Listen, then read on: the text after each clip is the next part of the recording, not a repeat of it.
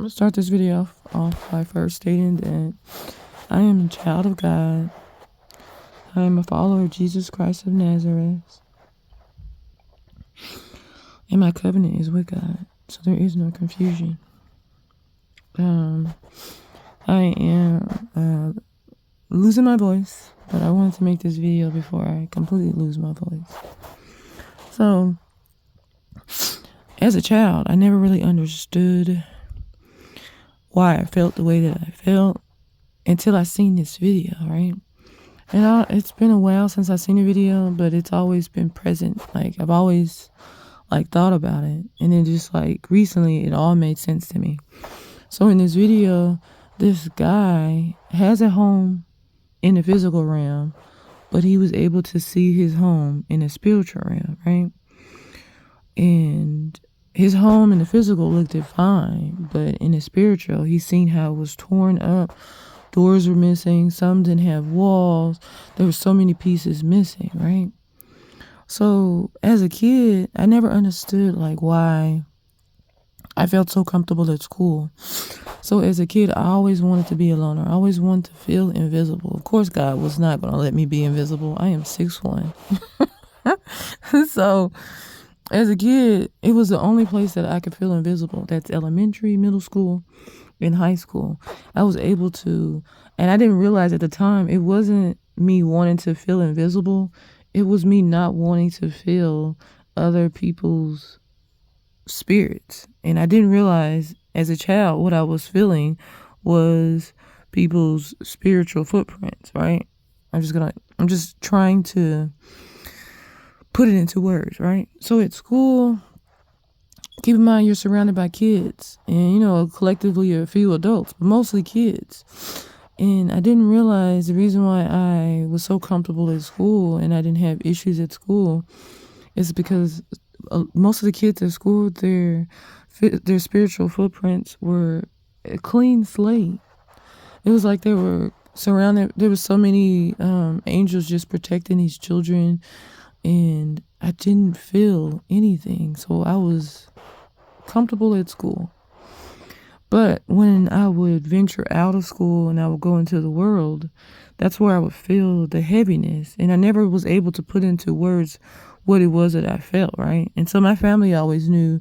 They always felt like I was, closed off, or I was always somewhere doing arts and craft in a corner.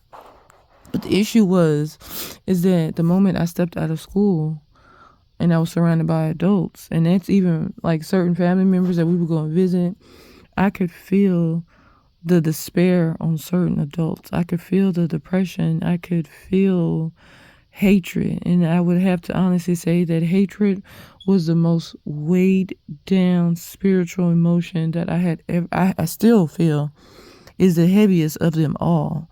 It's even heavier than envy, because I think there's a level from envy that turns into hatred. Hence why hatred is the heaviest one.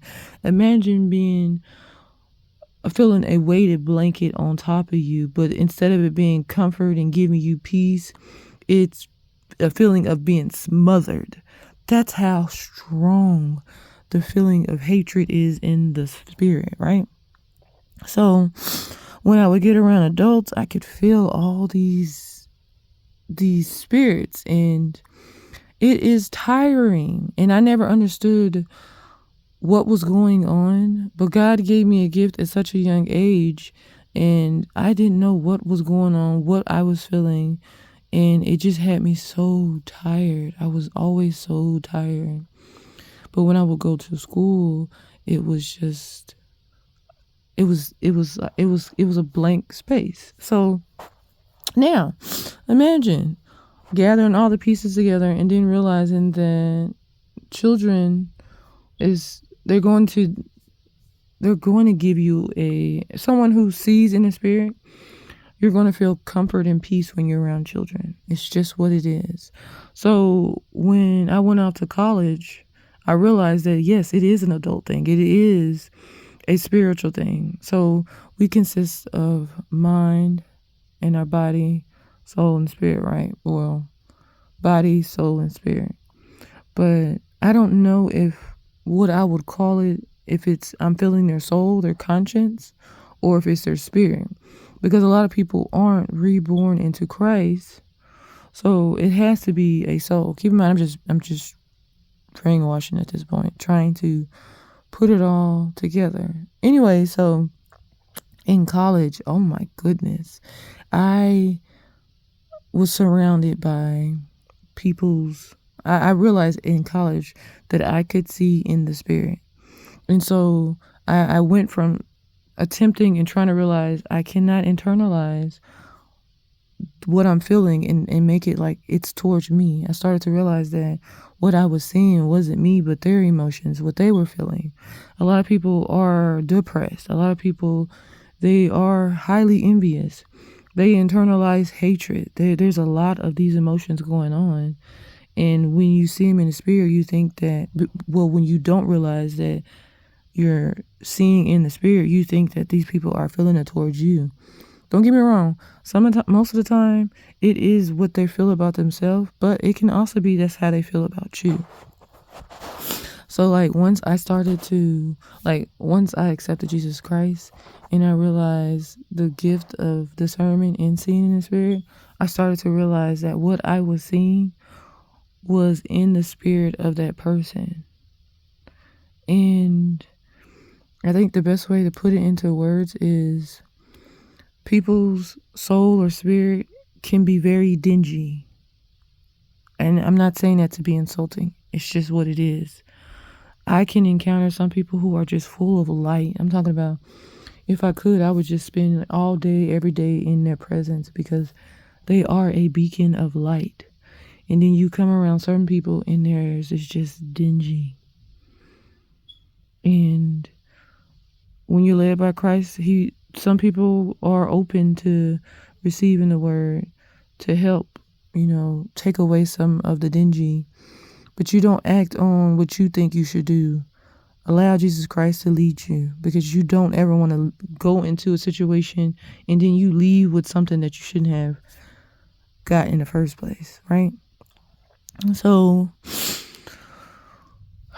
now, as an adult and realizing what I'm seeing in the spirit, I just move accordingly. I don't react to what I see. I don't get frustrated on what I see. It doesn't even affect me. If anything, I take this gift and I appreciate this gift more than ever now as an adult. Because it's weird because some of the spirits in people will get irritated because they know you can see.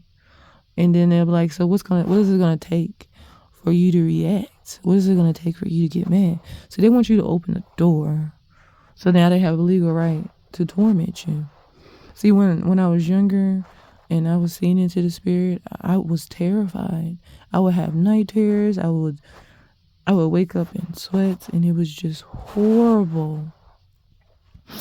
But walking with Christ, there is no fear. God is not a spirit of fear, and it irks them that they can't torment you.